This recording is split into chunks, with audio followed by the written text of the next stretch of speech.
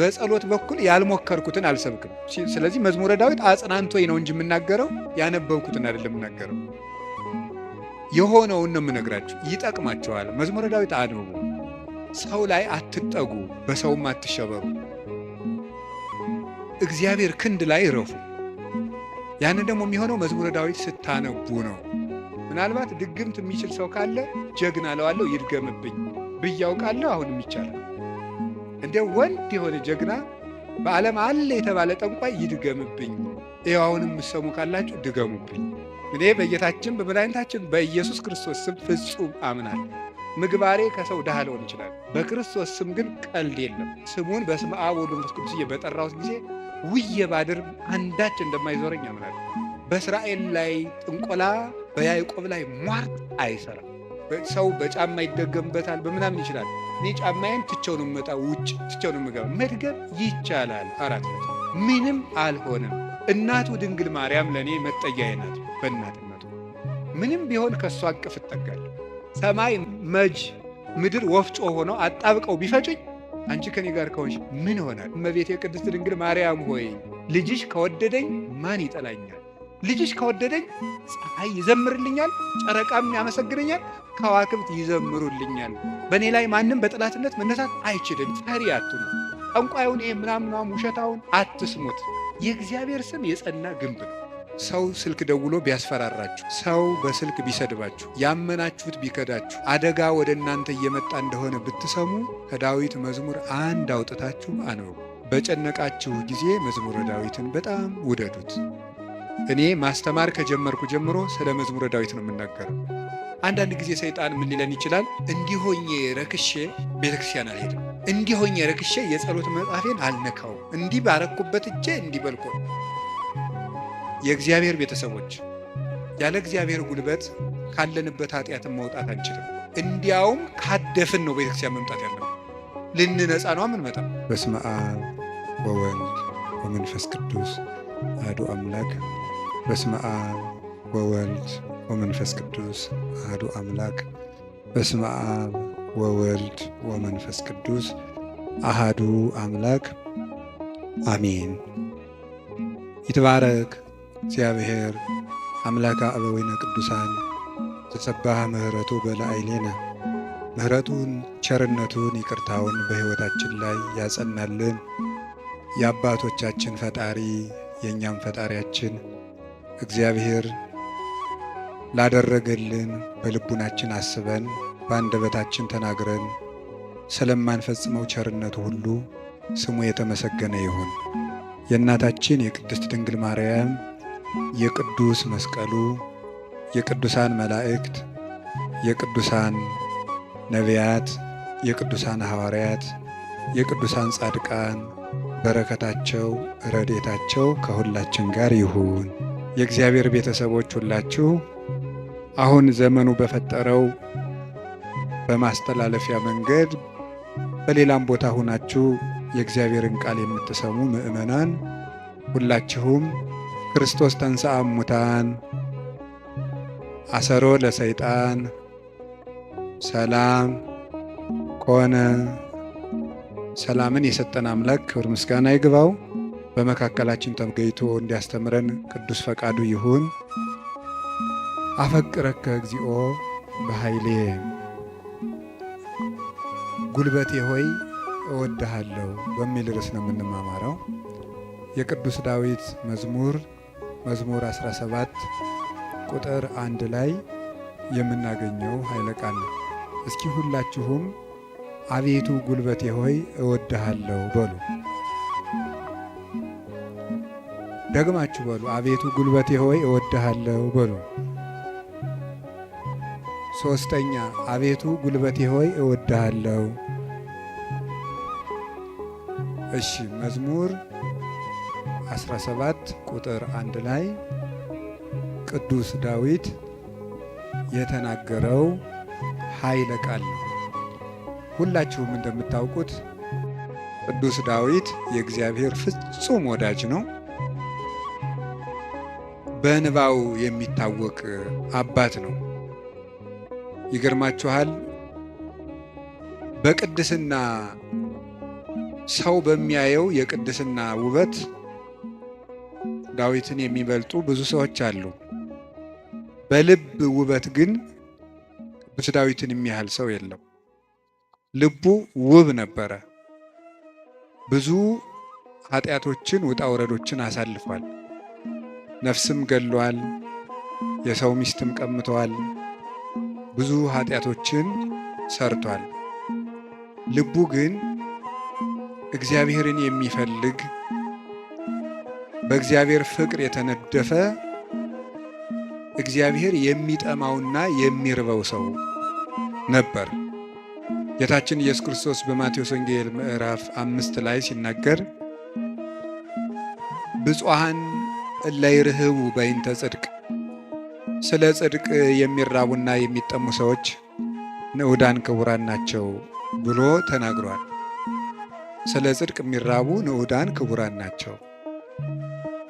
ይህንን ብዙ ትርጉም ያለው ሲሆን ጽድቅ የሚርባቸው ሰዎች ንዑዳን ክቡራን ናቸው ብለው ይተረጉሙታል አባቶቻችን። ብዙ ትርጉም አለው ስለ ጽድቅ የሚራቡ የሚለው። ካለ እንጀራቸው ቆርሰው አጉርሰው፣ ካለ ልብሳቸው ቀደው አልብሰው መንግሥተ ሰማያትን ለመዋጀት እነሱ ጦም እያደሩ ለወንድማቸው ለእህታቸው ረሃብ ቤዛ የሚሆኑ እነዚህ ንዑዳን ክቡራን ናቸው፣ ብፁዓን ናቸው።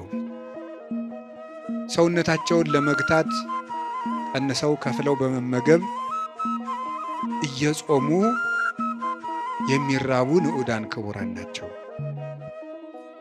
የእግዚአብሔርን ቃል እማር አስተምር ብለው የሚራቡ የሚጠሙ ንዑዳን ክቡራን ናቸው። ስለ መንግሥተ ሰማያት ብለው የሚራቡ የሚጠሙ ብፁዓን ናቸው። ከኃጢአት ውሃ የሚጠሙም ንዑዳን ክቡራን ናቸው። ከኃጢአት እንጀራ የተራቡም ከዚያ ነፃ የሆነ ሰውነት ያላቸው ንዑዳን ክቡራን ናቸው። የመጨረሻው ግን ጽድቅ ራሱ የሚርባቸው ሰዎች ንዑዳን ክቡራን ናቸው። ጽድቅ የሚርባቸው ሰዎች ንዑዳን ክቡራን ናቸው። አንድ ሰው በደህና ሰንብቶ ምግብ አልበላም የሚል ከሆነ በእርግጥ ሰውየው እንደታመመ በዚያ እንጠረጥራለን። አሞት የሰነበተ ሰው ደግሞ ምግብ አቅምሱኝ ማለት ሲጀምር እየዳነ እንደሆነ በዚህ እንረዳለን። ጽድቅ የሚርበው ሰው ነፍሱ ጤነኛ ናት። እግዚአብሔር የሚርበው፣ አለ እግዚአብሔር የሚርበው፣ ማስቀደስ የሚርበው፣ ኪዳን ማድረስ የሚርበው፣ መጸለይ ግዴታ ሆኖበት ሳይሆን ርቦት የሚጸልይ፣ ጠምቶት የሚጸልይ፣ እግዚአብሔርን ፊቱን የማየት ረሃብ ያለበት፣ የእግዚአብሔርን ፊት የማየት ጥማት ያለበት እሱ ብፁዕ ነው ማለቱ ነበር ጌታ። እንዲህ ያለች ነፍስ ካላቸው ቅዱሳን ውስጥ የመጀመሪያውን ቦታ የሚወስደው ቅዱስ ዳዊት ነው። እግዚአብሔር የሚርበው ሰው ነበር። እንዲህ ብሎ እንደተናገረ ሐሰስኩ ገጸከ ገጸ ዚአከ አሐሰስ እግዚኦ ኢትሚት ገጸከ ምኔ። አቤቱ ፊትህን እሻለሁ፣ አቤቱ ፊትህን ከኔ አትመልስ። አቤቱ ፊትህን እፈልጋለሁ፣ ከባሪያህም ተቆጥተህ አትራቅ።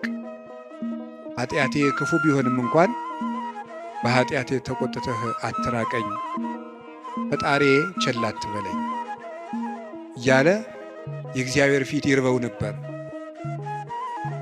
ወከመ ያፈቅር ኃየል ሀበ አንቅዕተ ማያት ከማሁ ታፈቅር ነፍሴ ሀበ እግዚአብሔር አምላኬ። ዋልያ ወደ ውሃ እንደሚናፍቅ ሰውነቴ እግዚአብሔርን ተጠማች። ሲሳዬ ኮነኒ አንብዕየ የፈጣሪን ፊት ያለው ብዬ የማለቅሰው እንባዬም ምግብ ሆነኝ። ወተሐውከት እማት ዓይኔ ይላል በሌላው፣ ዓይኖቼ ያንተን ፍርድ ከመፍራትና ፍቅርህን ከመፈለግ የተነሳ እንደ ተቆጡት ልጅ ብክን ብክን አሉ። ወአርሐስኩ ምስካቤ ወበእንባዬ አርሐስኩ ምስካቤ፣ በእንባዬም አልጋዬን ምንጣፌን አርሰዋለሁ ያለ ይናገራል። በሌላኛው የመዝሙር ክፍሉ ደግሞ አምላኬ አምላኬ እገይስ ኀቤከ፣ ፈጣሪ ሁልጊዜ በእግረ ልቡና ወደ አንተ ገሰግሳለሁ። ጸማት ነፍሴ ለከ፣ ሰውነቴ አንተን ተጠማች። ማይዜ እበጽሕ ወእሬይ ገጾ ለአምላኬ፣ ደርሼ የፈጣሪን ፊት የማየው መቼ ነው ይላል። እስከ ማይዜኑ እግዚኦ ትረስዓኒ ለግሙራ፣ አቤቱ ፈጣሪ እስከ መቼ ትዘነጋኛለህ? ደክማ አዕይንቴ እንዘ ይብላ ማይዜ ትመጽእ ኀቤ፣ ዓይኖቼ መቼ ወደ እኔ ትመጣለህ እያሉ አንተን በመጠባበቅ ፈዘዙ ደከሙ። ማይዜ ትመጽእ ኀቤ፣ ወደ እኔ የምትመጣ መቼ ነው? ወአሐውር በየዋህተ ልቤ ማእከለ ቤቴ፣ አንተን በመጠበቅ በልቡና ቅንነት ጸንቼ እጠብቅሃለሁ። እግዚአብሔር እድል ፈንታዬ ጽዋ ተርታዬ ነው። ያለ እግዚአብሔር ምግቡ፣ እግዚአብሔር ልብሱ፣ እግዚአብሔር መጠጡ ነበር። ፈጣሪ ወበምስካቤኒ እዜከረከ፣ ሳንቀላፋም አንተን እያሰብኩ አንቀላፋለሁ፣ በመኝታዬም አስብሃለሁ። ፈጣሪ አንተ ብከ ተገደፍኩ እማሕፀን፣ በእናቴ ማኅፀን በአንተ አምኜ ተጣልኩኝ። አንተ አምላኬ እምከርሰ አምላኬ፣ ፈጣሪ በእናቴ ማኅፀን ሳለሁ አንተ አምላኬ ነህ። እናቴ የበላችው ተጭኖ የጠጣችው አንዝዞ እንዳይገለኝ የጠበቅከኝ፣ ከእናቴ ማኅፀን ጀምሮ አባቴና እናቴ የእውነተኛ ረዳቴ መጠጊያዬ አንተ እግዚአብሔር ነህ።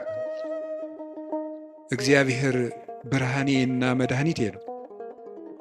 እግዚአብሔር ያበርሊተ፣ እግዚአብሔር ብርሃኔ መድኃኒቴ ነው።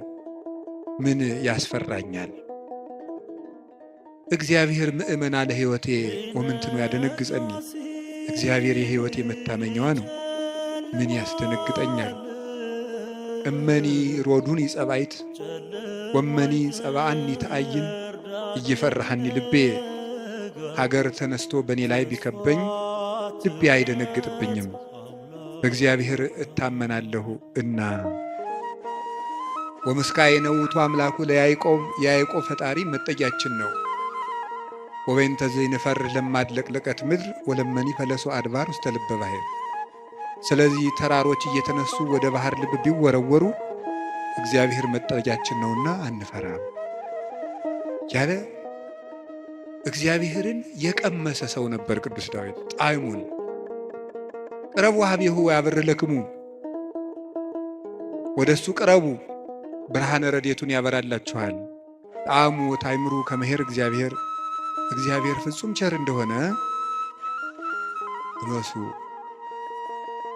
እግዚአብሔርን ከመውደዱ የተነሳ ቅዱስ ዳዊት አሐተ ሰአልክዎ ለእግዚአብሔር፣ እግዚአብሔርን አንዲት ነገር ለመልኩት ወኪያሐስስ፣ እሷንም እሻለሁ። እግዚአብሔርን ደስ የሚያሰኘውን ነገር አውቅ ዘንድ በቤተ መቅደሱም አገለግለው ዘንድ። ቅዱስ ዳዊት እግዚአብሔርን ከመውደዱ የተነሳ ለእግዚአብሔር ልጅ ብቻ ሳይሆን ጉድፍ ሆኖ መጣልን ሳይቀር ይወድ ነበር።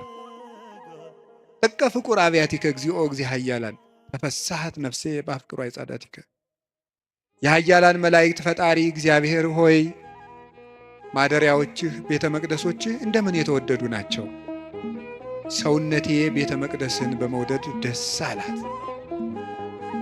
አብደርኩ እትገደፍ ውስተ ቤተ እግዚአብሔር ምንበር ውስተ ቤተ ኃጥአን፣ በኃጥአን ድንኳን ቤት አዳራሽ ተመችቶኝ ከሚኖር በእግዚአብሔር ቤት ብጣል እንኳ ደስ ይለኛል ይላል ቅዱስ ዳዊት። እግዚአብሔርን አመስግኖ የማያልቅበት ነው። በተስፋ ባሕቲትከ አኅደርከኒ፣ በአንተ አለኝታ አንተ ብቻ ባለኝታ አሳደርከኝ። በአንተ አምኜ እሰክም ወነውም፣ ዓይኖቼንም በአንተ አምኜ ከድናቸዋለሁ።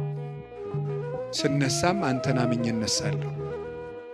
እያለ ልቡን በእግዚአብሔር የጣለ እግዚአብሔርን የሚወድ ሰው፣ የእግዚአብሔር ልብ የፈሰሰለት ሰው ነበረ። እንደ አባት ሲቆጣው ብክን ብሎ የሚደነግጥ፣ በፍቅሩ የተነደፈ ርኅሩህ፣ ጠላቶቹንም ስለ እግዚአብሔር ብሎ የሚወድ የጌታችን የኢየሱስ ክርስቶስ ወንጌል ምልክት የነበረ አባት ነው ቅዱስ ዳዊት። ለዚህ ነው የዳዊት መዝሙር በተዘመረበት አጋንንት የሚደነግጡት፣ ልብ ሰላም የሚያገኘው። ስለዚህ የተወደዳችሁ ምዕመናን በጨነቃችሁ ጊዜ መዝሙረ ዳዊትን በጣም ውደዱት። እኔ ማስተማር ከጀመርኩ ጀምሮ ስለ መዝሙረ ዳዊት ነው የምናገረው። ልክ እናንተ እንደምትጨነቁት እኛም እኮ ይጨንቀናል። እኛም የምንጨነቅበት ጊዜ አለ። እናንተ ኃጢአት እንደምትሰሩ እኛም እንሰራለን። በተጨነቅን ጊዜ ግን የምናርፈው ከዳዊት መዝሙር አንዱን በመዘመር ነው። እንዲያውም እናንተ ጥሩዎች ናችሁ፣ እድለኞች ናችሁ። እናንተ ቢጨንቃችሁ ወደ አንድ ቄስ ሄዳችሁ ትናዘዛላችሁ። ቄስ ሲጨንቀው ግን ወደ ማን ይሄዳል?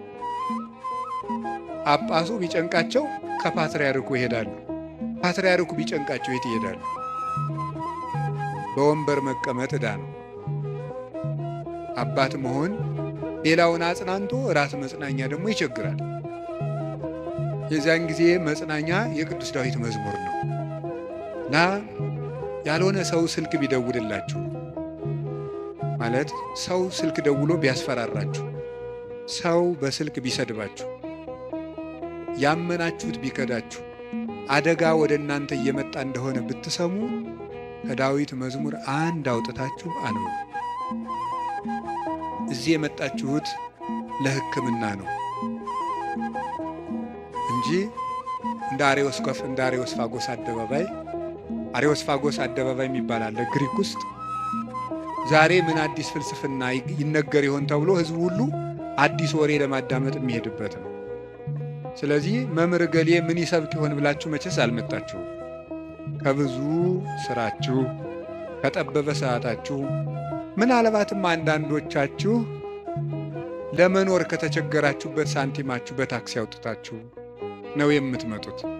ይህንን እረዳለሁ። እኔ አንዳንድ ጊዜ የገጠር ሰው ያሳዝነኛል፣ አንዳንድ ጊዜ የከተማ ሰው ያሳዝነኛል።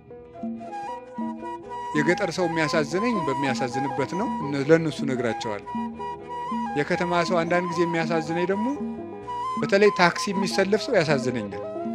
እውነቴን አይደል ነግራችሁ፣ አልዋሽም። ሰው ሲሰራ ውሎ በቤቱ ለመግባት ደግሞ ታክሲ ተሰልፎ ብር ይዞም ለካ ደግሞ መሄድ ያቅታል። ወረፋው ደግሞ 1 ሰዓት 2 ሰዓት ደግሞ ይፈጃል። እንደገና ሄዶ ምን ብሎ ታክሲውም ተወዷል አሉ። ከዛችሁ ግን ይሄ በታምር ነው ሰው የሚኖረው፣ በታምር ነው። ካልሰረቃችሁ በቀር በታምር ነው እየኖራችሁ ያላችሁ፣ አንዳንዱን ማለት ነው። እና በዚህ ሁሉ ነገር መሃል የመጣችሁት ለሕክምና ነው። ሊታከም የሄደ ሰው የታዘዘለትን መድኃኒት ሲውጥ ነው ድህነት የሚያገኘው። አሁን የምነግራችሁን ነገር አድርጉት፣ እረፍት ታገኛላችሁ። በተጨነቃችሁ ጊዜ ሞባይላችሁን ከፍታችሁ የሆነ ነገር ወደ ማዳመጥ አትሂዱ። መዝሙረ ዳዊት መኪና ያላችሁ ሰዎች ካላችሁ መኪናችሁ ውስጥ እቤት እንዳለው ሁሉ መኪናችሁ ውስጥ ራሱ አንዱን ችሎ የማይወርድ አንድ መዝሙረ ዳዊት ቢኖራችሁ ጥሩ ነው። የሆነ ወረፋ እንኳን እስከምትጠብቁ የነዳጅ ወረፋም ሊሆን ይችላል አላውቅም። መኪና ውስጡ ናችሁ 3 መዝሙር ዘምሩ።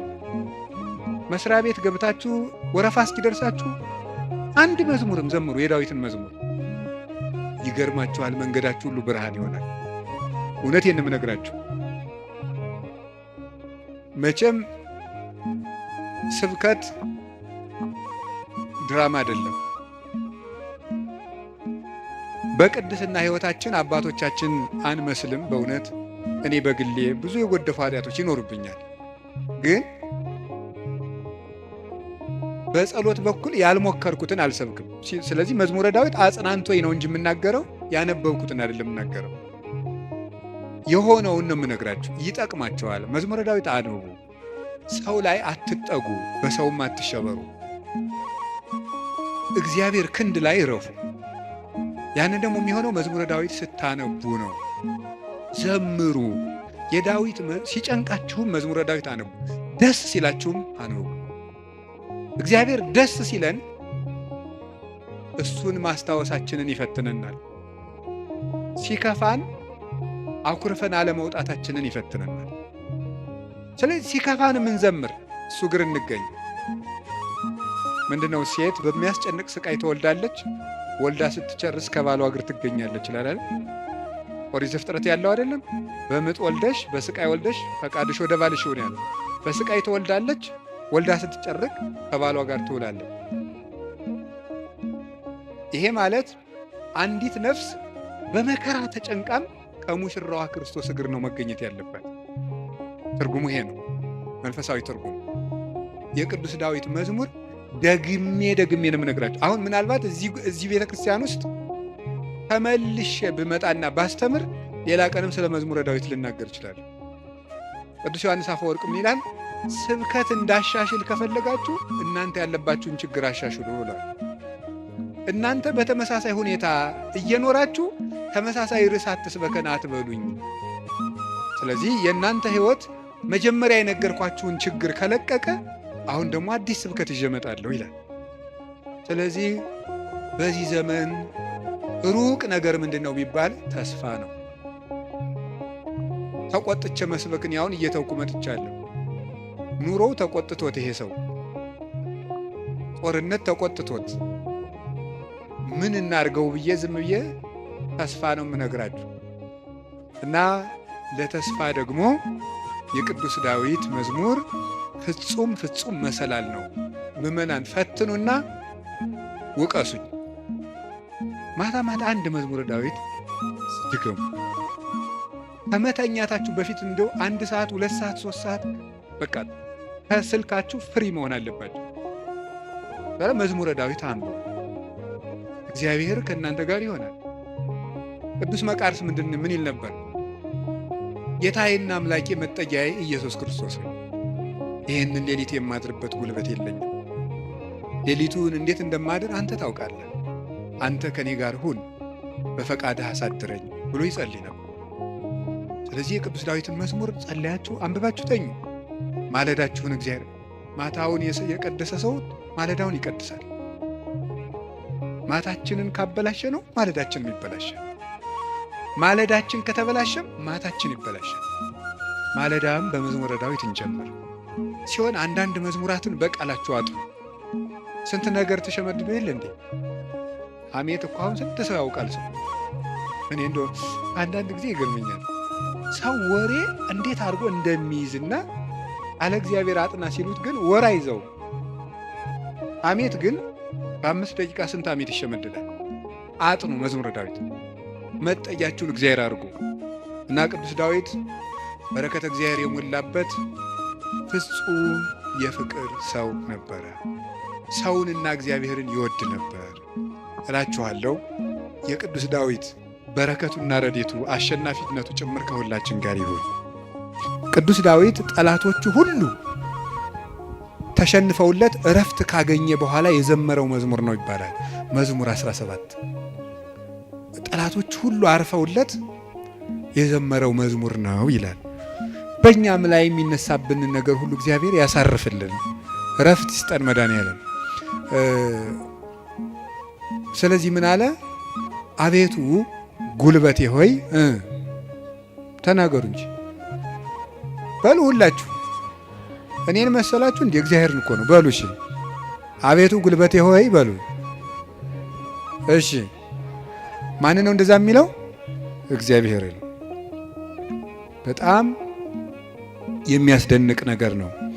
እኔ እንግዲህ 3-4 ነጥቦችን ልንገራችሁ። እግዚአብሔር ለምንድን ነው ጉልበት የሚባለው የሚለው ለምነግራችሁ። አፈቅረክ እግዚኦ በኃይሌ፣ ኃይልን ስላደረክልኝ አመሰግንሃለሁ ነው የሚለው። ኃይልን ስላደረክልኝ አመሰግንሃለሁ። ግዕዙ እንደዛ ብሎ ይፈታዋል። አንድምታችን አንድም ስላደረክልኝ ኃይል አመሰግንሃለሁ፣ አንድም ኃይልን የምታደርግልኝ ነህና አመሰግንሃለሁ። ያለፈውንም የሚመጣውንም እስካሁን ኃይልን ስላደረክልኝ አመሰግንሃለሁ። ነገም ኃይልን ስለምታደርግልኝ ቀድሜ አመሰግንሃለሁ ሲናገር እግዚአብሔር ኃይልዬ ወፀወኔ ወመዳኔ እግዚአብሔር ኃይሌ እግዚአብሔር መጠጊያዬ እግዚአብሔር መድኃኒቴ ነው ይላል። እግዚአብሔር ኃይሌ ነው፣ እግዚአብሔር መጠጊያዬ አምባዬ ነው፣ እግዚአብሔር መድኃኒቴ ነው። ሊቃውንት ሲፈቱት እግዚአብሔር ብዋጋ ማሸነፊያዬ ጋሻዬ ብሸሽ መጠጊያዬ ነው ይላል። ሰልፍ በመጣ ጊዜ ድል የምነሳበት እሱ ነው። በሸሸው ጊዜ የማመልጥበት መጠጊያ እሱ ነው። የሚያድነኝም እሱ ነው የሚለውን ሊቃውንት ሲተረጉሙት የማያድን አምባ አለና ይላሉ። የማያድን አምባ አለና እግዚአብሔር ግን የሚያድን አምባ ነው ይላል። ብዙ ሰዎች የተጠጉበት አምባ ሁሉ አላዳናቸውም። አይታችሁ እንደሆነ ማለት ነው። እየሰማችሁ ነው? አዎ። የተጠጉበት አምባ ሁሉ አላዳናቸውም። እንዲያው ብዙ ሰዎችን ሰው ሲያሰቃዩ የነበሩ ነገስታትን ሁሉ አንዳንድ ጊዜ ነገስታትን፣ ኃያላን ሰዎች፣ ንፉግ ባለጸጎች እነዚያን ሁሉ ታሪክ እንደ ቁጭ ብዬ ሳስበው ብዙዎቹ ያ ነገራቸው እንዳጠፋቸው ነው የምታዩት። ጉድጓድ ውስጥ ከተማ ሰርተው የሚኖሩትን ሁሉ መርምሮ አውጥቶ አንጠልጥሎ የሚገል ጥሎባቸዋል። ሁሉንም ማለት ነው። የማያድን አምባ አለና 100 ኪሎ ሜትር የምድር ውስጥ ከተማ ቢሰራ አንድ ሰው አይድንም። እግዚአብሔር ፊት ከሆነ ግን መሃል ላይ እዚህ መሃል ከተማ ላይ ምንም አይሆን። በህዝብ መሃል ተሰውሮ ምንም አይሆን። ዛሬ አቡነ ገብረ መንፈስ ቅዱስ ናቸው እንደምታውቁት። አቡነ ገብረ መንፈስ ቅዱስን አንዱ መነኩሴ ሂድና ጾም እንዲህ ያለ ቤተክርስቲያን ቅዳሴ ቀድሰን አሉት። አይ እንዴት አድርጎ ይሆናል? መነኩሴው በአብይ ጾም ከተማ ለከተማ እየዞረ ይሉኛል አሉ። ምእመናን ከባዶች ናቸው እኮ ለማማት አይደለም። እኔ ግን ምእመናን አንድ ነገር መናገር እፈልጋለሁ። እሱ ምንድን ነው? እኔ አሁን እግዚአብሔር ጸሎታችን አልሰማን ያለም ይመስለን በካህናት ላይ ያላችሁ እምነት እየቀነሰ ስለመጣ ነው። እውነት ነው፣ እኛ ኃጢአት እንሰራለን። ግን ኃጢአታችን ለራሳችን ትታችሁት እናንተ በእግዚአብሔር ብታምኑ ትጠቀሙ ነበር። ግን ነውር ለቃሚ ሆናችኋል። ከዚያ የተነሳ አትጠቀሙ። እኔ አሁን ሰሞኑን አይቻለሁ። የሄድኩበት ሀገር ገብቶ ይቀድሳል። ቀድሶ ሲወጣ ሲጋራ እያጨሰ ነው የሚሄድ ቄሱ። አሁን የኢትዮጵያ ካህናት ይሄን ብታየው አትሰቅሉንም? መሀል ከተማ ላይ አይ ጳጳስ ሲያጨስ ነው አይቻለሁ። ጳጳስ እያጨሰ ምን ትላላችሁ? እስቲ አሁን ጳጳሱ ሲጋራ እያጨሰ ቡል እኔ ጳጳሳት ያጭሱ የሚል አዋጅ አልናገሩም። እነሱም አይሰሙኝም ብል ራሱ እሱም አይሰሙ። የኛ ጳጳሳት እኔ አያደርጉም፣ አይሰሙም። ግን ማለት የፈለግኩት ሲጋራውን ቡል እያደረገ መጥተው እጁን ሳም አድርገው ትሄዳሉ ምእመናን። እኔ ባይኔ እኮ ነው ያየሁት። ትናንት ራሱ አይቻለሁ። ዛሬ ጠዋት ነው የገባሁት። እነሱ እንደዛ ነው የሚያደርጉት። እግዚአብሔር ጋር እንጂ ሰው ነውር ላይ አይደለም የሚጠለጠሉት። ጉልበታችን መምጣት ያለበት ወደ እግዚአብሔር እንድንጠቀም መጠጊያ ማድረግ ያለብን እግዚአብሔር ነው። የዘመን ጉዳይ እንጂ ማንም ሰው ከእግዚአብሔር ተለይቶ የተጠጋበት አምባ ሁሉ አይረባውም፣ አይጠቅመውም። ከእግዚአብሔር የተጠጋ ግን ይኸው ኤልዛቤልን ታውቋታላችሁ አይደለም? ናቡቴን እንደዚህ አድርጋ አስገድላ፣ እሷ ግን በግንብ የተሰራ ምርጥ ቤት በዘመኑ ድንጋይ ተወርሮ የማይፈነቅለው ቤት በሙሉ ሰርታ፣ ሰረገላ የማይገባበት ቤት ፈርሳ፣ በጦር የማይወጋ ቤት ሰርታ፣ ይገርማችኋል፣ ገለው አውጥተው በመስኮት ነው እንዲያውም ጎትተው የጣሏት። ደሟንም ውሻ ነው የላሰው። መጽሐፍ ቅዱስ ይናገራል። ይሄ የሚያድን አምባ እግዚአብሔር ነው። የሀብት አምባም አያድንም፣ የዘመድ አምባም አያድንም፣ የጦር የሰረገላ አምባም አያድንም። አንድ ሰው ብዙ ቀን ክፉ ነገር አልደረሰበትም ማለት መጨረሻው ያምራል ማለት አይደለም። ጽዋው ሞልቶ እስኪፈስ እግዚአብሔር ሊታገስ ይችላል። ትዕግስቱን የፈጸመለትና ሰው በቸርነቱ መጠቅመጥ ያቃተውለት ግን የፍርዱን ጽዋ ይቀዳዋል። የሚያድን አምባ እግዚአብሔር አምባዬ ነው፣ ተጠግቼ የማልፍበት የሚያድን አምባዬ እግዚአብሔር። ዘመድም ስልጣንም ወገንም የጓደኛ ብዛትም መሳሪያም አያድንም፣ የሚያድነው እግዚአብሔር። ለዚህ ነው ኃይሌ ወፀወኔ ብሎ ወመድኃኔ የጨመረበት። የሚያድን አምባዬ አምላኬ ረዳኤ ወትወከል ቦቱ፣ ፈጣሪዬ እውነተኛ ረዳቴ ነውና እታመንበታለሁ። እውነተኛ ረዳቴ ነው ብሏል። እውነተኛ ረዳቴ ነው ሲል እውነተኛ ረዳት ማለት ምን ማለት ነው? እውነተኛ ረዳት ለምሳሌ አሁን ሰው እንጀራ አብልቶ እያበላ ብር ሰጥቶ ብር የሰጠውን ሰውዬ ቪዲዮ ይቀርጻል። ልብስ አልብሶ ቪዲዮ ይቀርጻል። አሁን ደግሞ በእነዚያ ሰዎች ላይም አትፍረዱ።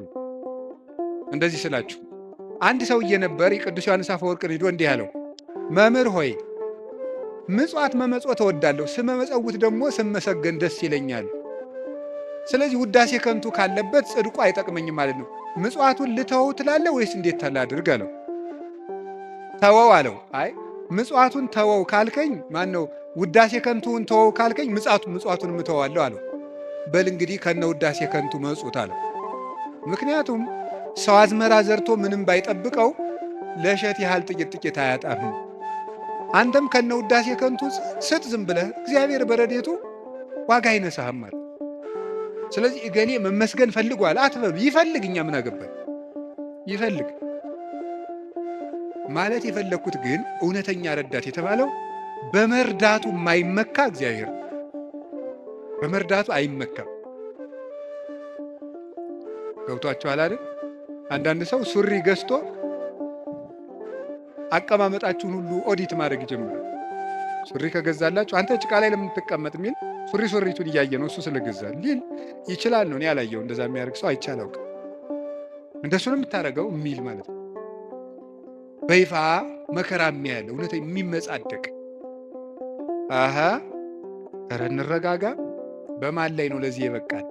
አናውቅህም፣ ውሃ ቀቅለህ የምታድር አልነበርክም የሚል ሰዋል። እንደዚህ ጠቅ የሚያደርግ በነገር መርሽ እግዚአብሔር እንደዚያ ባሽሙር አይወጋም ሰጠው ብሎ እውነተኛ ረዳቴ ነው ያለው እሱ ነው። እግዚአብሔር ሳይሰለች ይረዳል። ሁልጊዜ ነው የሚረዳው። እግዚአብሔር ምንድን ነው የምትሉት? አንኮንዲሽናል ላቭ ነው የምትሉት መሰለኝ አሉ። የእግዚአብሔር ፍቅር ሁኔታ የለውም ማለት ምን ማለት ነው? ጥሩ ሰው በሆንኩ ቀን የረዳኝ እግዚአብሔር በረከስኩ ቀን አይተወኝም። ስለዚህ እግዚአብሔር እውነተኛ ረዳት ነው። ሰው ግን ቀን የጣለለት ጥሎ ይሄዳል። እግዚአብሔር እውነተኛ ረዳት ነው።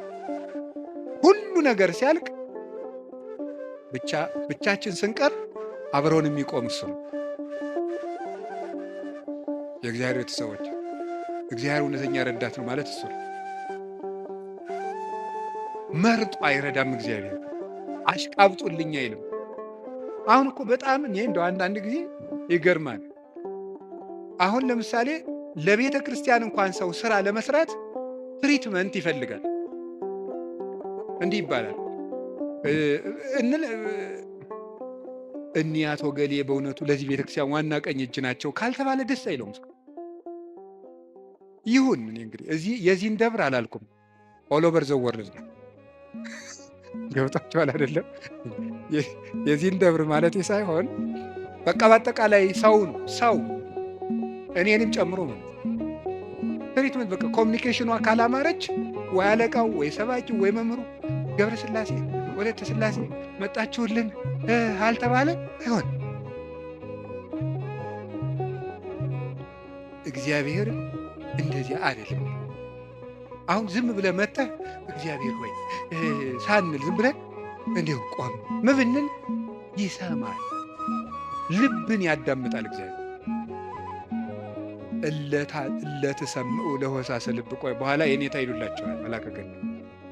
እኔ በዚህ በጩኸቱ ዓለም ስለሌለውበት እሳቸው ይሉልናል። ይሄ መልካ ሕማማትና በጣም ደስ ይለኛል። ስለ ሥላሴ የሚነገር ነውና እለትሰምዑ ለሆሳሰ ልብ። ደስ ሲል ሥላሴ የልብን ሹክሹክታ የሚሰሙ የልብን አፍን አይተው ሳይሆን ነገር አሳምሮ ተናግሮ። እኛ እኮ ኮሚኒኬሽን ስኪል ተብሎ ኮርስ እየተሰጠን ነው። ሰው የሚወድልህ ወግ እንዴት አድርገህ ታዋጋለህ ነው ጨዋታው። መከራ አድርገህ ማዳመጥ አንዱ ስኪል ነው። ምናምን የሰዎችን ጥቅም አስቀድም፣ ምንትስ እንደዚህ በል፣ የቃላት ምርጫ ይኑርህ። እግዚአብሔር እንደዚያ ሳይል ቅጠሉ አድርገው ተናገሩ። ፍልስፍና ተምረዋል፣ ዲግሪ ያላቸው አነጋገር ይችላሉ። መግቢያው እንዴት ነው? አተታውሳ ኮንክሉዥኑ ጥሩ ነው አይልም። እግዚአብሔር ልብን ይሰማል። ልብን የሚሰማ እግዚአብሔር ነው። ሐና የሳሙኤል እናት ሐና ምንም እኮ ነገር አላለችም። በልቧ ነበር የምታተኩት። እግዚአብሔር የልቧን ይሰማ። እግዚአብሔር የልቧን ይሰማ። ሌሎችም እና እግዚአብሔር ልብን ያያል፣ ሰው ፊትን ያያል የተባለ ለዚህ።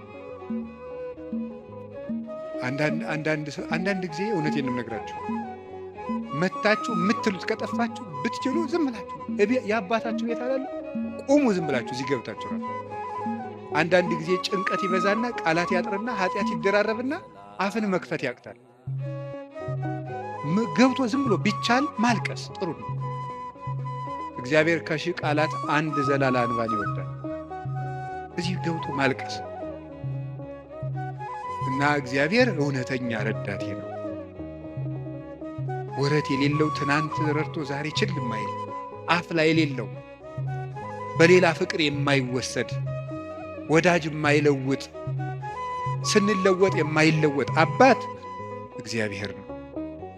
ደግሞ የማይደክመው የማይሰለች ለሁሉም የሚበቃ አባት እግዚአብሔር ነው። እኔ ለምሳሌ አሁን እንዳንድ የቤተ ክርስቲያን መነኩሴ አሁን ለምሳሌ 3 ሰዎች ሊያነጋግሩ ቢፈልጉ 3 ሰዎች እንዳነጋገርኩ መሽቷል ደህና ደሩ ቤት። እግዚአብሔር ይህን ሁሉ ሰው በአንድ ጊዜ ይሰማል። ታዲያ እውነተኛ ረዳት አይደለም ነው?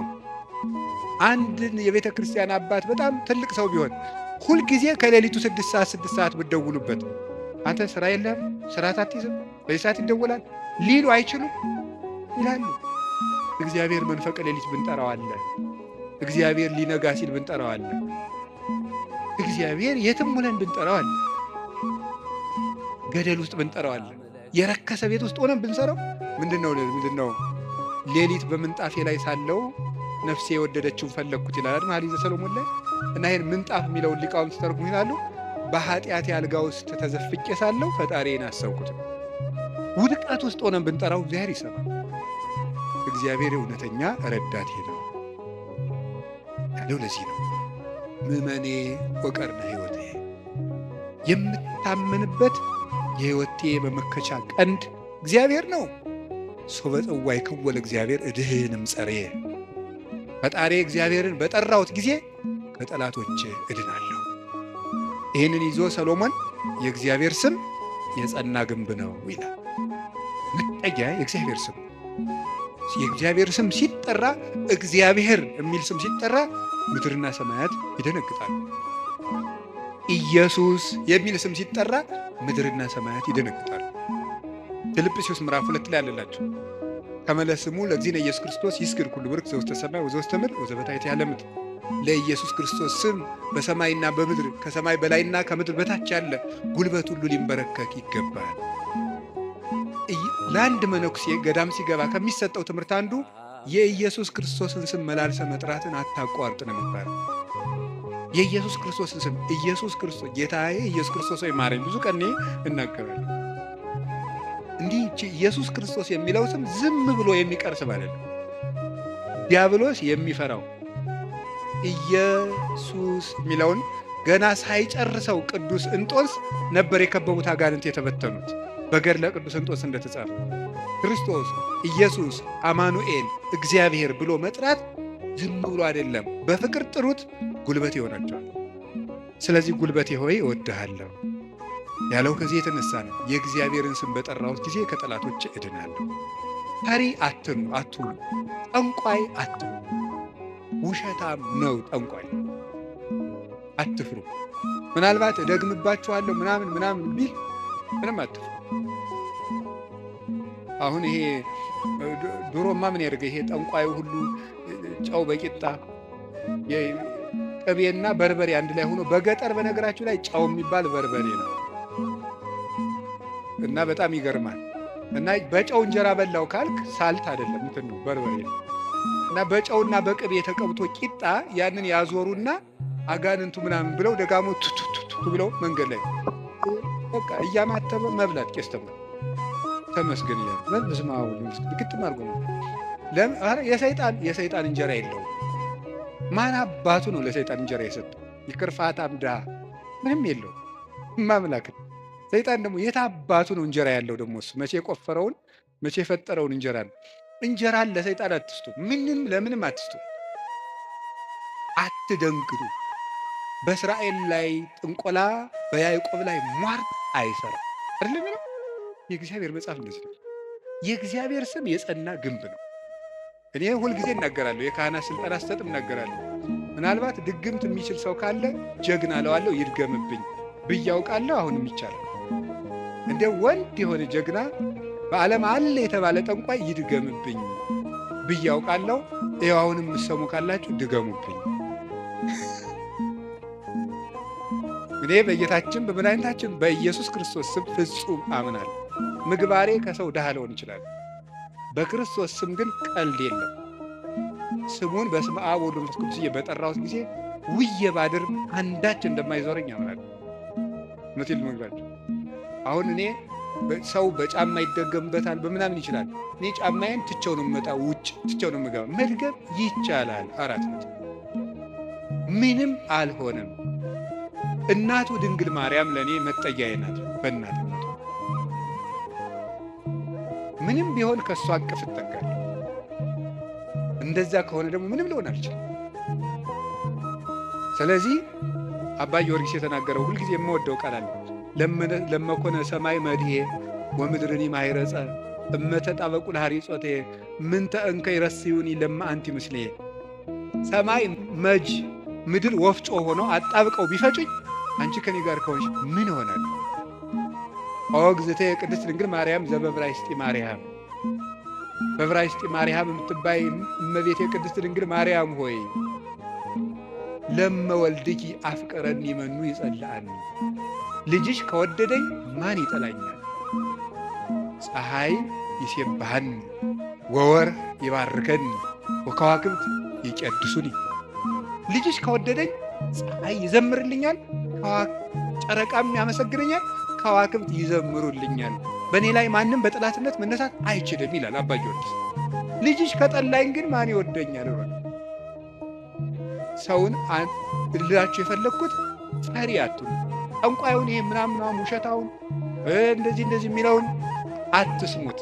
በደግም ባለው ማንም ድሪቶ የፈለገውን ቢያይ ፈሪ አትሁኑ። በሙሉ ልቤ የማምነውን ኢየሱስ ክርስቶስን እንዲህ ይናገራለሁ፣ እውነቴን ነው። ስለዚህ እግዚአብሔር የምዋጋበት የደህንነት ቀንድ በሬ በቀንዱ እንደሚጠበቀው እኔ በእግዚአብሔር ተጠብቄ እኖራለሁ ይላል ቅዱስ ዳዊት። እግዚአብሔር ሁላችንንም ይጠብቀን።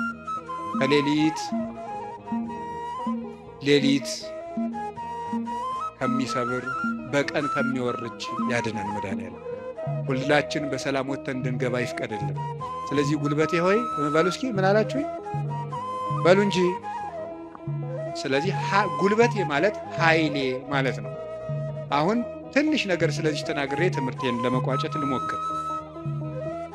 ኃይል፣ በዚህ ዓለም ላይ ኃይል የሚባሉ ብዙ ነገሮች አሉ። የኤሌክትሪክ ኃይል አለ፣ የፊዚክስ ኃይል አለ፣ ሌላም ብዙ ኃይል አለ። እነዚያን ኃይሎች እዛው ትቻቸው ግን በዚህ ደግሞ በማህበራዊ ኃይል በሚባለው ደግሞ ጥሩ ኃይሎች አሉ። እነሱ ኃይሎች ሶሻል ፓወርስ የሚባሉት እዛ ውስጥ ምን አለ? ለምሳሌ የመጀመሪያው እና አንዱ ኃይል የሚባለው የሞራል ፓወር የሚባላል። ሞራል ፓወር ማለት የሥነ ምግባር ኃይል ማለት ነው። የሥነ ምግባር ኃይል የሚባለው ሁለት ይከፈላል። የመጀመሪያው አርአያነት ይባላል። አርአያነት ብዙ ከሚናገር አንድ ድርጊት ያለው ሰው ዓለምን ይመልሳል። እንግዲህ በዚህ በፔዳጎጂ ትምህርት አዲስ አበባ ዩኒቨርሲቲ ያሳተመው አንድ መጽሐፍ ላይ እኔም አንብቤያለሁ። ሰዎች በመማር ማስተማር ሂደት ውስጥ መጀመሪያ የሚያስታውሱት ያዩትን ነው። መስማት መጨረሻ ላይ ነው። ወይም በተግባር አራቱን ባስቀምጣላችሁ ሰው የሚያስታውሰው መጀመሪያ ያደረገው፣ ቀጥሎ የተናገረው፣ ሶስተኛ ያየው ነው። አራተኛ የመጨረሻ ደረጃ የሚወጣው ሰው የሚያስታውሰው የሰማው ነው። ከዝቅተኛ ወደ ከፍተኛ በወስዳችሁ ደግሞ ሰው የሚያስታውሰው የሰማው ነው። በዝቅተኛ ደረጃ የሚያስታውሰው የሰማው ነው። ቀጥሎ ከሰማው ይልቅ ያየውን አይረሳም። ካየው ይልቅ የተናገረውን አይረሳም። ከተናገረው ይልቅ ያደረገውን አይረሳም የሰዎች። ስለዚህ ሰውን ብዙ ከምትነግረው አሳየውን። አርአያነት ገዢ ነው እና በዓለም ላይ ትልቅ ተጽዕኖ አሳዳሪ ኃያላን ሰዎች የሚባሉት የሚያደርጉ ሰዎች ናቸው። በአርአያነት የሚያደርጉ የሚያስገድዱ ሰዎች ለጥቂት ቀን ሰው ፈርቶ ያገለግላቸዋል። አርአያ የሚሆኑ ሰዎች ግን የሰውን ልብ ሳይዋጉ ይገዛሉ ይባላል። አርአያ የሚሆኑ ሰዎች ዓለሙ ሁሉ ለምሳሌ አንድ ነገር እንገራችሁ። ቅዱስ እንጦንስን ታውቁታላችሁ አይደል? ቅዱስ እንጦንስ ግብፅ ሲገባ አንድ መነኩሴ ነው። አሁን በኢትዮጵያ ብቻ ስንት 2000-3000 ገዳማት አይኖሩ? ኢትዮጵያ ብቻ ለምሳሌ እኔ የምኖርበት ገዳም ብቻ 300 መነኩሴ አለ። ስለዚህ ምን ማለት ነው? ተመልከታችሁ። አንድ እንጦንስ አልተዋጋም። የፈላስፎች የንግግር ጥበብ የለውም። ስብከት አልሰበከም። በኑሮው ግን የግሪክ ፈላስፎችን ሁሉ ወደ በረሃ እየጠራ መነኩሴ ያደረጋቸው። የአርአያነት ኃይል ከንግግር ኃይልም ከጦርነት ኃይልም ይበልጣል ይባላል። በዛውም እንግዲህ ቢሮ የምትሰሩ ሰዎች ካላችሁ ሰውን ከምትቀጡት ይልቅ አርአያ ብትሆኑት ሰው ሁሉ ይገዛላችኋል። ሰዓት ማታከብሪ ወዮልሽ፣ ሰዓት ማታከብር ወዮልህ ከማለት እርስዎ ሰዓት ቢያከብሩ ሰው ሁሉ ሰዓት ያከብራል እንደማለት ያለ ነው። አንድ ሁለተኛ ደግሞ ሪኒዋል ፓወር የሚባለው የመታደስ ኃይል ነው፣ ወይም የንስሐ ኃይል ነው። ኃይል የሚባለው ንስሐ ገብቶ የመለወጥ ኃይል። ከክፋት የተመለሱ ሰዎች በዓለም ላይ ተጽዕኖ የማሳደር ኃይል አላቸው። ለምሳሌ ቅዱስ ጳውሎስ ምንድን ነው የሚለው? ዘአነ ቀዳሚሆሙ ለኃጥአን አይደል የሚለው? እኔ መጀመሪያቸው የምሆን ኃጥአንን ከኔ ጀምሮ የእግዚአብሔር ፈቃድ ለሰዎች ሁሉ እንዲድኑ ነው ነበር ያለው። ስለዚህ ንስሐ የገቡ ሰዎች በዓለም ላይ ተጽዕኖ ይፈጥራሉ። ቅዱስ ጳውሎስ የመጀመሪያው፣ ቅዱስ ጴጥሮስ፣ ማርያም ግብፃዊት፣ ሙሴ ጸሊም የግብፅ ገዳማትን በሙሉ መዓዛው በሙሉ ያወዳል። ቅዱስ ዳዊት የንስሐ ሰው ነው። ሰሎሞን የንስሐ ሰው ነው። ንስሐ የገቡ ሰዎች ኃይል አላቸው። እግዚአብሔር እንዲያውም እንደተነሳ ያህል የሚወደው የለም። በሉቃስ ወንጌል ምዕራፍ 15 እንደተጻፈ ካልበደሉ ጻድቃን ከ99 ነገደ መላእክት ይልቅ ንስሐ በሚገባ አንድ ኃጢአተኛ በሰማይ መላእክት ደስታ ይደረጋል ተብሎ እንደተጻፈ። ስለዚህ ንስሐ ኃይል አለው። አሁን ቅዱስ ዳዊት እግዚአብሔር ኃይሌ ነው ሲለው ስነ ምግባር ብሰራ ስነ ምግባር እንድትሰራ የረዳኸኝ አንተ ነህ ማለቱ። ጥሩ ነገር ሰርቼ ከሆነ ያለ አንተ ጥሩ መሆን አልቻልኩም ማለቱ። ጥሩ መሆንም የሚገኘው በእግዚአብሔር።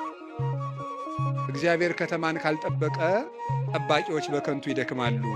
እግዚአብሔር ቤትን ካልሰራ ሰራተኞች በከንቱ ይደክማሉ የሚለው ሲተረጎም አባቶቻችን ሲተረጉሙት ቤትን ካልሰራ ሰራተኞች በከንቱ ይደክማሉ የሚለው ሲተረጉሙት እግዚአብሔር ምግባረ ቤትን ካልሰራ፣ እግዚአብሔር ሀገረ ምግባርን ካልሰራ፣ እግዚአብሔር ሰውነትን ካልጠበቀ በንጽህናው ሰው መጠበቅ አይችልም። በገዛ ራሱ ሰው ራሱን መጠበቅ አይችልም እግዚአብሔር ካልጠበቀ። ስለዚህ መልካም ለመሆኔም አንተው ነህ ማለት ነው። ጥሩ ሰው መሆን የቻልኩት አንተ ረድተኸኝ ነው ማለት ነው። በንስሐ እንድነሳ ያበቃኸኝም አንተ ነህ። ከወደቅኩበት ጉድጓድ አውጥተህ ግን ሰው አድርገህ በሰው መሃል ያቆምከኝ አንተ ነህ ሲል የንስሐን ኃይል አንስቶ ተናገረ። ከቃሉ ጋር ናችሁ። እግዚአብሔር ከሁላችን ጋር ይሁን። ብዙ ንስሐ የገቡ አጣን እንግዲህ የዮሐንስ ወንጌል ምዕራፍ 12 ላይ ያቺ ሽቶ የቀባችው ሴት አለች አይደለም? የሽቶ መዓዛ ቤቱን ሞላው ይላል። በጣም ሁልጊዜ ዓይኔን የሚስበኝ ንባብ ነው። የሽቶ መዓዛ ቤቱን ሞላ ይተለ ሊቃውንት ሲተረጉሙት ቤት የተባለች ቤተ ክርስቲያን ናት። ክርስቶስ ያለበት ቤተ ክርስቲያን ናት። ክርስቶስ ያለበትን ቤት ያቺ ሴት ያመጣችው ሽቱ ሞላው ማለት ምን ማለት ይመስላችኋል? የአንዲት ንስሐ የገባች ነፍስ ዝናዋ፣ ስነ ምግባሯ ቤተ ክርስቲያንን ሞላ። አሳዳጁን ጳውሎስ አይደለም እንዴ ተነስተን ቅዳሴ ላይ ቅዱስ ሐዋርያ ጳውሎስ ሰናየ መልእክት ፈዋሴ ዱያን ዘነሳይከ አክሊለ ሰአል ወጸሊ በእንቲአነ ያድኅን ነፍሳተነ በብዛ ሳህሉ ወምሕረቱ በእንተ ስሙ ቅዱስ የሚባለው እኮ አሳዳጁ ጳውሎስ ነው። የዚያች ሴት ሽቶ ቤቱን ሞላው ማለት ንስሐ የገባች ነፍስ መዓዛ ቤተ ክርስቲያንን ይሞላል። ተዘከረነ ሳይባል ቅዳሴ ተቀድሶ ያውቃል? ሰምታችኋል? ይቀደሳል ነው አትሰሙ? ተዘከረነ ሳይባል ቅዳሴ ያልቃል? ስለዚህ የዚህ ወንበዴ መዓዛ ቤተ ክርስቲያንን አልሞላትም? ሞልቷታል። በቀኝ በከመ ተዘከርኮ ለፈያታዊ ዘየማን በቀኝ የተሰቀለውን ወንበዴ እንዳሰብከው እኔንም አስበኝ። ሁልጊዜ የዚህ ወንበዴ መዓዛ ቤተ ክርስቲያንን ሞላት ክርስቶስን ስለለበሰ። አዲያ ወንበዴን መልሶ በቤተ ክርስቲያን ዓመት ሙሉ ስሙ እንዲጠራ ላደረገ አምላክ አቤቱ ጉልበቴ ሆይ ንገሩኝ እወድሃለሁ መባል ይገባዋል። የኃጢአትን ሸክም ፈንቅዬ ወጥቼ በፊትህ እንድቆም ያደረከኝ አምላኬ ሆይ ጉልበቴ ሆይ እወድሃለሁ። የእግዚአብሔር ቤተሰቦች ያለ እግዚአብሔር ጉልበት ካለንበት ኃጢአትን መውጣት አንችልም። አንዳንድ ጊዜ ሰይጣን ምን ሊለን ይችላል? አይ እንዲሆኜ ረክሼ ቤተክርስቲያን አልሄድም፣ እንዲሆኜ ረክሼ የጸሎት መጽሐፌን አልነካውም፣ እንዲህ ባረኩበት እጄ እንዲህ በልቆ እንደው ይገርማቸዋል። ጸሎተኛ ለመሆን ምን ያስፈልጋል ቢሏቸው አንድ አባት መጸለይ አሏቸው። ጸሎተኛ ለመሆን መፍትሄው ምንድን ነው? ንገሩኝ እንጂ መጸለይ ነው። ወደ እግዚአብሔር ቤት ለመምጣት መፍትሄው ምንድን ነው? ወደ እግዚአብሔር ቤት መምጣት በሉ እንጂ ንገሩኝ እንጂ ወደ እግዚአብሔር ቤት ለመምጣት መፍትሄው ምንድን ነው? ጥሩ ሰው ለመሆን መፍትሄው ምንድን ነው? ከነ ክፋታችን መምጣት። ምክንያቱሳ የዮሐንስ ወንጌል ምዕራፍ 7 ላይ ጌታ ምን ብሎ ነግሮና እኔ ውሃ ነኝ። እስኪ ውሃ በሉ። የተጠማ ቢኖር ወደ እኔ ይምጣ ሲል እኔ ምንድን ነኝ ማለቱ ነው። ስለዚህ ወደ ወንዝ የሚሄድ ንጹሕ ሰው ነው ያደፈ ሰው ነው? ንገሩ። ያደፈ ሰው። እንዲያውም ካደፍን ነው ቤተክርስቲያን መምጣት ያለው። ልንነጻ ነው የምንመጣው። ውሃ የሚቀዳ የተጠማ ሰው ነው? ጠጥቶ የጨረሰ ሰው ነው? የተጠማ ሰው። እንግዲያውስ ክርስቶስ ለእኛ ለተጠማ ነው ያስፈልጋል። ለደረቀ ዛፍ ውሃ እንደምናጠጣው እንዳይደርቅ እንደምናጠጣው ደረቅ ለሆነችው በረሃ ለሆነችው ነፍሳችን የሕይወት ውሃ ክርስቶስ ያስፈልገናል። ፍሬ ቢስ ለሆነው ቅጠል ብቻ ለሆነው ሰውነታችን የሕይወት ውሃ ክርስቶስ ያስፈልገናል። መምጣት የሚያስፈልገን ለእኛ ነው። ጉልበቴ ሆይ እወድሃለሁ ምንለው በእግዚአብሔር ጉልበት እንጂ ሰው በጥረቱ ብቻ ከኃጢአት ሊወጣ አይችልም። ምእመናን እንደዛ ነው የምነግራችሁ። ክርስቶስ ካልጠራን በቀር እውርነታችን አይለቀንም። ማርያም መግደላዊት እኮ ጥርጥሩ እንደያዛት እንደው አትክልተኞች ወስደውት ይሆን እያለች በኋላዋ ማርያም ብሎ ድምፁን ሲያሰማት ነው ፊቷ የበራላት። መድኃኔዓለም ሲጠራን ነው ልባችን የሚበራው። እንዲጠራን ደግሞ ሁልጊዜ መምጣት አለብን። እሱ ጉልበት ሲወጠን ነው የሚወጣው። ቅዱስ ጴጥሮስ ወደ ውሃው ሲሰጥም አቤቱ እንዳልሰጥም አድነኝ አለው። ጌታ እጁን ሲልክለት ምዝዝ ብሎ ወጣ። አለንበት ጉድጓድ የምንወጣው እግዚአብሔር ጉልበት ሲሆነ፣ ጉልበቴ ሆይ እወድሃለሁ የምንለው ከዚህ የተነሳ ነው። የእውቀት ኃይል የሚባላል። እስቲ የእውቀት ኃይል በሉ ንገሩኝ እንጂ። ስለዚህ ቅድስና ለሰሩት ለእነ አቡነ ገብረ መንፈስ ቅዱስ ጉልበታቸው ማን ነው? ንገሩኝ እንጂ። አቤት አቡነ ገብረ መንፈስ ቅዱስ 562 ዓመት ምግብ ሳይበሉ ኖረዋል። ውሃ ሳይጠጡ ኖረዋል። እግዚአብሔር አስችሏቸው ምንም ሳይበድሉ እንደ መልአክ ንጹሕ አእምሮ ነበራቸው እሳቸው። ስለዚህ ምን ብለው ይዘምራሉ? አቤቱ ጉልበቴ ሆይ። ደግሞ እኔና እናንተን የመሰሉ ኃጣንም ደግሞ አሉ። ማርያም ግብፃዊት አለች። ኢየሩሳሌም ስትሄድ በግብፅ አመንዝራ ኢየሩሳሌም ስትሄድ ደግሞ የምታመነዝርባቸው ወንዶች ልታገኝ ነው ሄደችው። ሰዎች ኢየሩሳሌም ሊሳለሙ ሲሄዱ መርከቡ ውስጥ መሳፈሪያ ሳንቲም አልያዝኩም፣ ክፈይ፣ አልከፍልም፣ እኔ ከፍላለሁ እንዴ ከፈለግ ከኔ ጋር ተኛ እያለች ሰውነቷን ለመርከብ ዋጋ የምትሸጥ ሰው ነበረች። እሷ ሰው ሁሉ ወደ መቅደሱ ሲገባ ደጅ ላይ ያለ ስዕል ግን እሷን ይገፋት ጀመር በኃይል። ቆማ ስታለቅስ የእመቤታችን ስዕል አየቻት። ወደ መሐሪው ልጅሽ ንገሪልኝ አለች። ከዚያ በኋላ እንድትገባ ተፈቀደላት። ወደ ዮርዳኖስ ማዶ ሂጂ፣ በዚያም ለነፍስሽ ረፍት ታገኛለች። ሄደች። ቤተ መቅደስ ውስጥ ቤተ ክርስቲያን ለመግባት ቅጥሩን ለመግባት ጉልበት ያልነበራት ግብፃዊቷ ዘማዊቷ ማርያም ክርስቶስ በምሕረት እጁ ከነካት በኋላ ግን ምን ሆነ? ቅዱስ ዞሲማስ ሲይዝ ከመሬት አንድ ክንድ ቆማ ስትጸልይ ነው ያገኘው። እንደዚች ያለችው ኃጣንም አቤቱ ጉልበቴ ሆይ እወድሃለሁ። አገርህን ከማሸነፍ ልማድን ማሸነፍ ይበልጣል። ክፋትን ቆርጦ መጣል ከባድ ነው። ሰንሰለትስ ወይ ቆርጠው ይጥሉታል፣ ወይ ፈልቅቀው ይጥሉታል፣ ወይም ደግሞ ያሰሩ ሰዎች ተመልሰው በሌላ ቀን ይፈቱታል። የኃጢአት ሰንሰለትን ግን እግዚአብሔር ካረዳን መፍታት አይቻልም እና ለዚህ ነው ቅዱስ ዳዊት ጉልበቴ ሆይ እወድሃለሁ ያለው።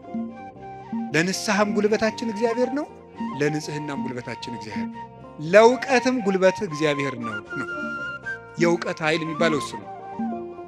እውቀት ባዶውን ሲነገር ኃይል የለውም።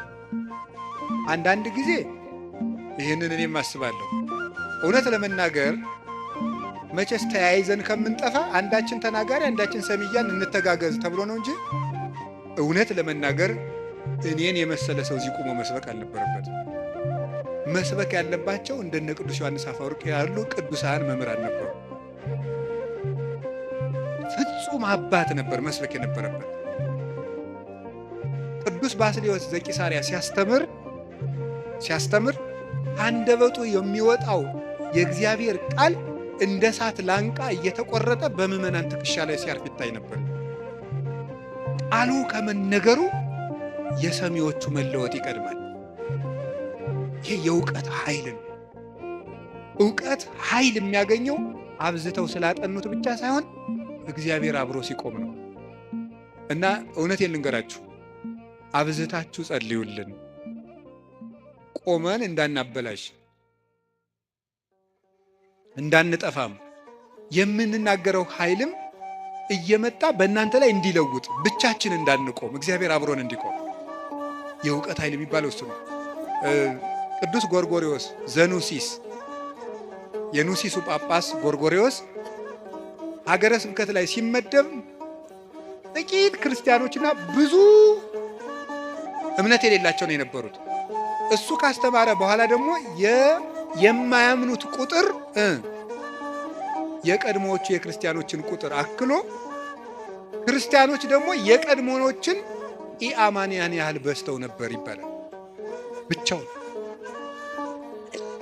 ሙሉ አውሮፓን የለወጠው ኃይለ መንፈስ ቅዱስ ያደረበት ብቻውን አንድ ጳውሎስ ነበር ክርስቲያን ያደረገው መጀመሪያ። ለዚህ ነበር የመንፈስ ቅዱስን ኃይል በመግለጥ እንጂ በቃላት ማባበል አላስተማርኳችሁም ይላል ቅዱስ ጳውሎስ። ጆሮአችሁ ይሰማል? የመንፈስ ቅዱስን ኃይል በመግለጥ እንጂ በቃላት ማባበል አላስተማርኳችሁም ያለ ቅዱስ ጳውሎስ። ስለዚህ በእግዚአብሔር ኃይል መጣው እንጂ ቃላትን በማሳመር አልመጣሁም የሚለው ለዚህ ኃይለ እግዚአብሔር ለእውቀት ያስፈልገዋል። ብቻቸውን ሀገር የሆኑ ሰዎች አሉ፣ ከእውቀታቸው ላይ እግዚአብሔር ቆሞበት። ቅዱስ ዮሐንስ አፈወርቅ ብቻውን ቆስጥንጥንያ ውስጥ የሚያበራው ምሰሶ፣ ቅዱስ ያሬድ ኢትዮጵያዊው ብቻውን የቤተ ክርስቲያን ትጥቅ ሆኖ በየማህሌቱ ብቻውን ቆሞ የኖረው እውቀቱ ውስጥ ኃይል ነበረ። አንቀጸ ብርሃንን እኮ አክሱም ጽዮን ውስጥ ገብቶ ሲጸልይ ቅዱስ ያሬድ ከመሬት አንድ ክንድ አፈፍ ብሎ ቆሞ ነበር። የዚህ ምሰሶ የዚህ ብርሃን የቅዱስ ያሬድ ብርሃን በማህሌቱ ይኸው 1418 ዓመታትን እዚህ ያለው በዚህ ቤተክርስቲያን ውስጥ የእውቀት ኃይል የተጫነው እውቀት፣ ነጠላ ያልሆነ እውቀት፣ ብልጣብልጥነት የሌለው እውቀት። መማር ማለት ስማርት ቲንኪንግ አይደለም። መማር ማለት ሰው መሆን ነው። ሰው እንድንሆን ጸልዩልኝ።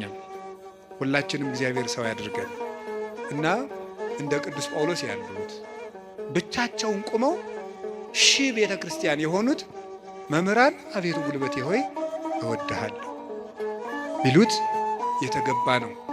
ሌላው የመከራ ኃይል አለ። እስቲ የመከራ ኃይል በሉ። ስንት ኃይል ነገርኳችሁ? ምንድን አይ ተመስገን ነው እንደው በሉሽ። የሥነ ምግባር ኃይል በሉ።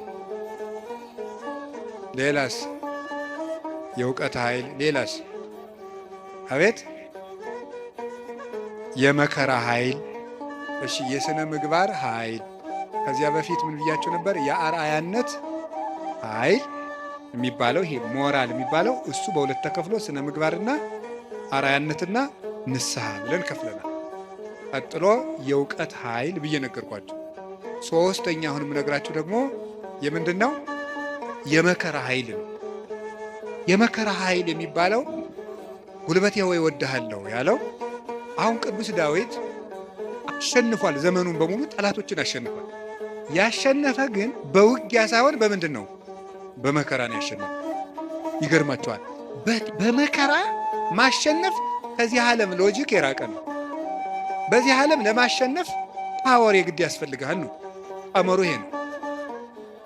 አሁን የዚህ ዘመን ሰው እና ክርስትና አልገናኝ የሚለው ተፍ ብለህ ሰልፍ ኮንፊደንስ ይኑርህ ነው። በክርስትና ደግሞ ተፍ ብለህ ትሁቱን ነው።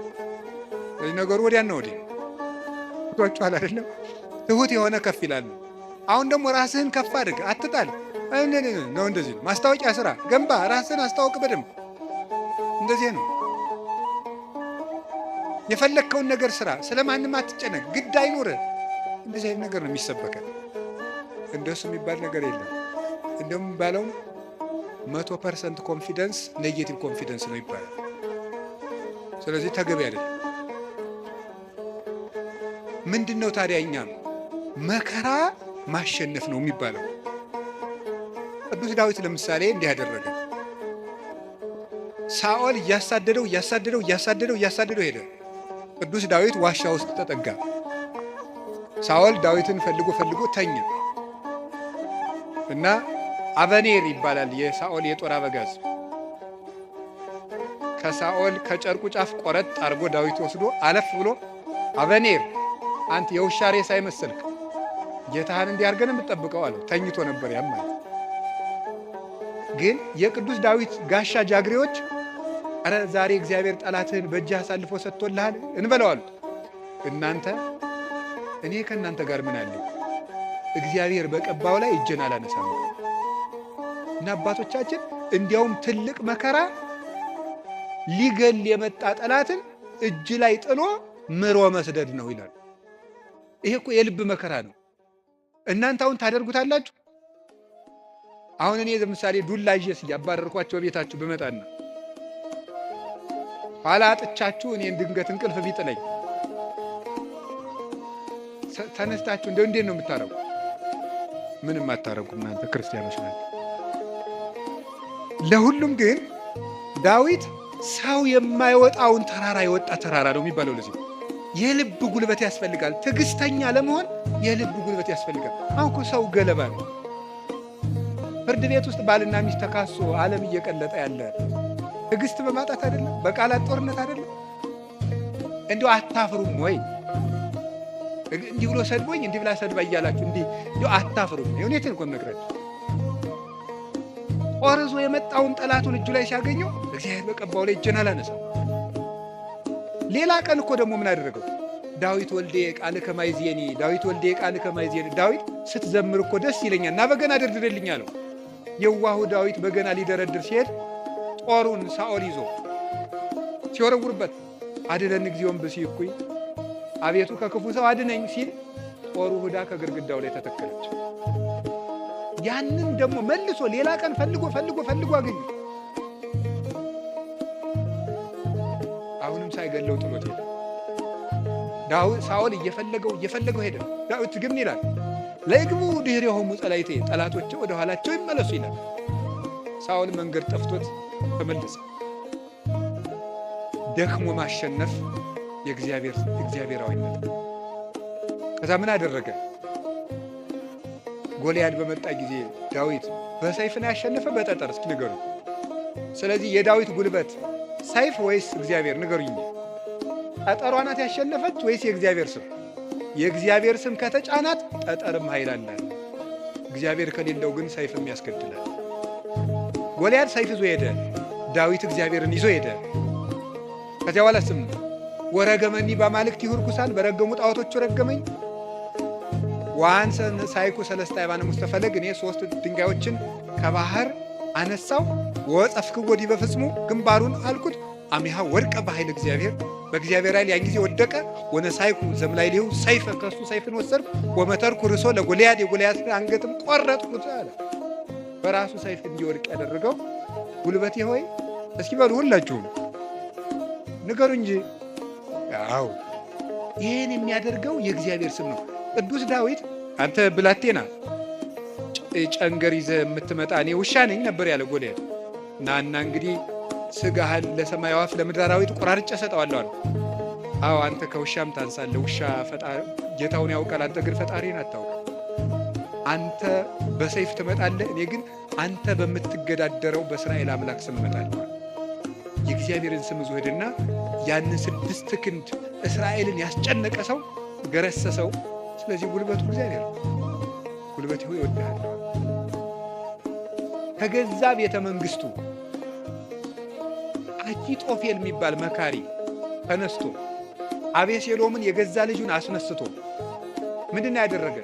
ዳዊትን ሲያዋርደው የዳዊትን ሚስቶች በሙሉ እስራኤል በተሰበሰቡበት ድንኳን አስጥሎ አገር እያየ የአባትህን ሚስቶች ድፈራቸው ብሎ ገብቶ የአባቱን ሚስቶች እንዲደፈር በመጽሐፍ ቅዱስ የተጻፈ ነው አድርጎ አኪጦፌል የሚባል ሰው አዋረደው። ዳዊትም ሄደ፣ ተሳት ወጥቶ ሄደ ከቤተ መንግስቱ። ዳዊት ኃያል እኮ ነው። ስሙ ሲጠራ እኮ ሽም ይደነግጥለት። ኃያላን የጦር መሪዎች አሉት። ግን ምንድነው ያደረገ? እግዚኦ ሚበዙ ለይሳቅዩን ብዙሃን ቆሙ ላይ ሊ ብዙሃን ይቤልዋ ለነፍሴ እያድህነች አምላክች አንተሰ እግዚኦ ምስካየ አንተ። አቤቱ የሚያስጨንቁኝ ምንኛ በዙ፣ ብዙዎች በእኔ ላይ በጠላትነት ቆመዋል። ሰውነቴንም የሚያድንሽ የለም ይሏታል። አቤቱ አንተ ግን መጠጊያዬ ነህ፣ ከራሴ ላይ በላይ ያለ ዘውድም አንተ ነህ እያለ በልቡ ተንበልብሎ ካሸዋ ላይ ወድቆ ያለቅስ ነበር። የዚያ ጊዜ አኪጦፌል ይገርማችኋል አገሩ ገብቶ ዳዊት ከተመለሰ አይምረኝም ብሎ በገዛ እጁ ታንቆ ሞተ። ዳዊት አኪጦፌል እንዲህ ብሎ ሲመክር ማዶ ላይ ደግሞ በመጽሐፈ ሳሙኤል እንደተጻፈው ማዶ ሄዶ ዮርዳኖስን ሸገር ብሎ በቀትር እግዚኦ እልዋ ለምክረ አኪጦፌል አቤቱ ጌታዬ የአኪጦፌልን ምክር አፍርስበት ይላል። በዳዊት ሞት እየተመከረ ዳዊት ምን ያደርጋል? አቤቱ የአኪጦፌልን ምክር አፍርስበት ይላል። የመከረበትን ሰውዬ ሄዶ እንዳያስረው ተሰዷል። ጉልበት የለውም ዳዊት፣ ሰራዊት አልቆበታል። ስለዚህ ምን አደረገ? አንድ ጉልበት አለው፣ እግዚአብሔር ነዋ።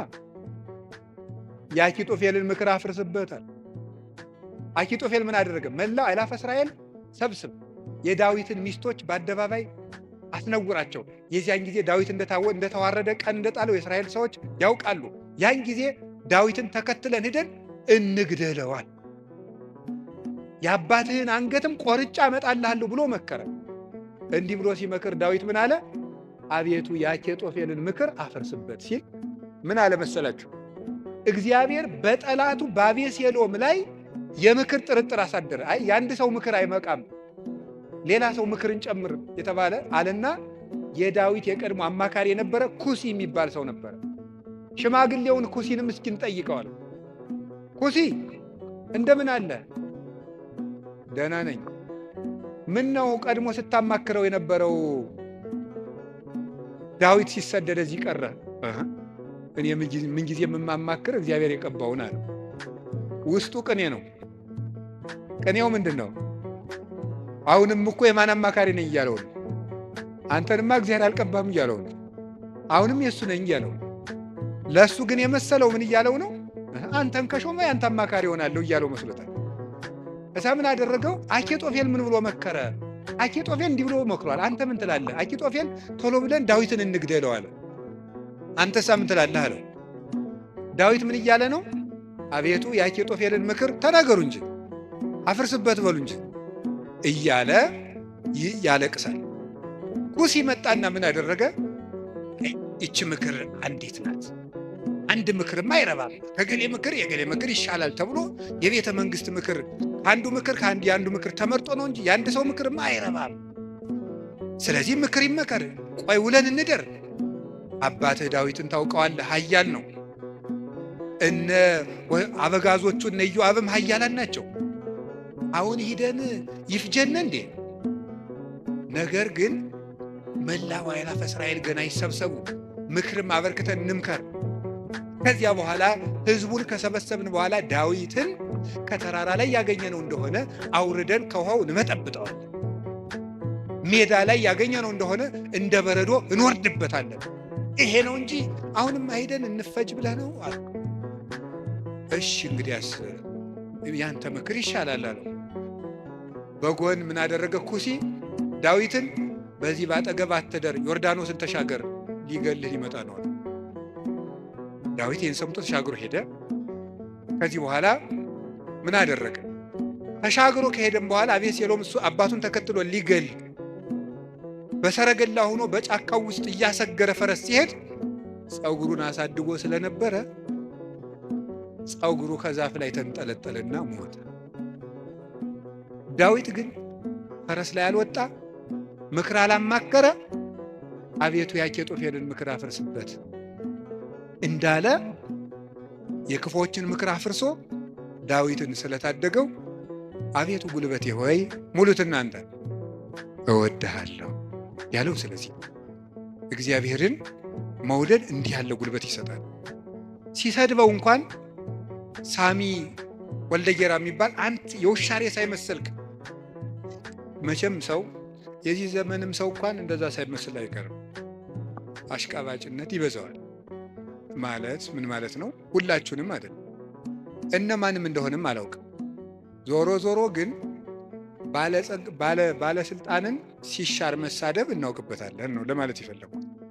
ሲሾም ትንፍሽ የለም፣ ሲሻር ስለ አፄ ኃይለ ሥላሴ ነውር የሚወራው በደርግ ዘመን ነው። ስለ ደርግ ዘመን የሚወራው ቀጥሎ ባለው ነው። ቀጥሎ ስላለው የሚወራው ቀጥሎ ባለው ነው። ነገ ደግሞ የሚወራው ምን እንደሆነ ያላውቅም። ስለዚህ ልላችሁ የፈለግኩት ምንድን ነው? ቀን ሲጥለው ጎበዝ ሰውን የተሾመም ቢሻል ያጣም ቢያገኝ ከእውነት ጋር ቁሙ እንጂ ሰውን ቀንጥሎታል ብላችሁ አትሾም። እንዲሁ ለስጋም ተመልሶ ሊመጣ ይችላል። አጉል ተመልሶ ሊሾም ይችላል።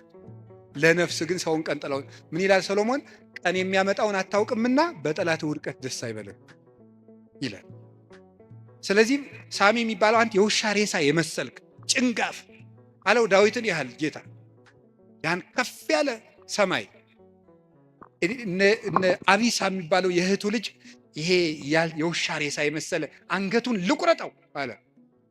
ተው እግዚአብሔር ሰደበው ብሎት ነው አለ። እግዚአብሔር ስደበው ብሎት ነው። ይሄ ስድብ የሚያመጣውን ዋጋ አታውቅም አለው። ዳዊትም ጠላቶቹ ሁሉ ጠፍተው መልሰው ዘመኑ ተመልሶለት ቤተ መንግስቱ ገብቶ ፈጣሪውን አገልግሎ ዘመነ ቅዱሳንን ተጉዞ የእግዚአብሔርን እረፍት አረፈ። አቤቱ ጉልበቴ ሆይ እወድሃለሁ ያለው ደካማ እንባው ጦር የተሸከሙ ጠላቶቹን ድል ስነሳችለት ነው። አሁንም ጉልበት እግዚአብሔር ጉልበታችን ነው ማለት በአጭር ቃል ለመጠቅለል አንድ እግዚአብሔር ጉልበታችን ነው ማለት ከኛ እውቀት ውጭ የሆነ ነገርን እግዚአብሔር ያደርግልን። ከኛ እውቀት ውጭ የሆነ ነገር አሁን አንዳንድም የከተማ እናቶች ሊቃጣቸው ጀምሮ ነበር አሉት። ክርስትና ሲያስነሱ ውሃ በፌርሙዝ አሙቀው አምጥተው በዚህ አጥመቁልኝ። ይሄ ቀልድ ይመስላል በእውነቱ ማለት ነው። እና ቆይ ክርስትና ሲነሳ ልጄን ይበርደዋል ብላችሁ ታስባላችሁ? እናቶች እንደዛ ካሰባችሁ ሞታችኋል በሉት። ሰውም አይደላችሁ። ክርስቶስን እየለበሰ እኮ ነው። እንዴት ይበርደዋል? ሰው ሲጠመቅ ክርስቶስን ነው የሚለብሰው። ገላትያ ምዕራፍ 3 ላይ ያለ የተጠመቃችሁ ሁሉ ክርስቶስን ለብሳችሁታል ማለት ነው። እና አንዳንድ ጊዜ እውቀታችን ጣልቃ ይገባና እቺ ዲግሪ ላይ አንዳንድ የተጠራቀመች ነገር ትረብሻለች፣ እምነትን ትረብሻለች። እሱን ተውትና እግዚአብሔር ከእውቀት በላይ ይሰራል። እስኪ በሉ ሁላችሁ፣ ከምን በላይ ይሰራል? ከእውቀት በላይ ይሰራል። ከኛ አቅም በላይ ያለው በእግዚአብሔር ይከናወናል። አቤቱ ጉልበቴ እወድሃለሁ የተባለው እሱ ነው። አንደኛ መጠጊያ ማለት ነው።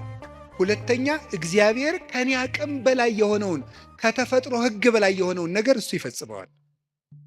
ሶስተኛ ደግሞ የማረባ ሰው በሆንም እንኳን እግዚአብሔር እጁ ከያዘኝ ግን ትልቅ ሰው እሆናለሁ ማለት ነው። እግዚአብሔር ጉልበት ሲሆነው ውሃ ይገባና ምን ይሆናል? ጸበል።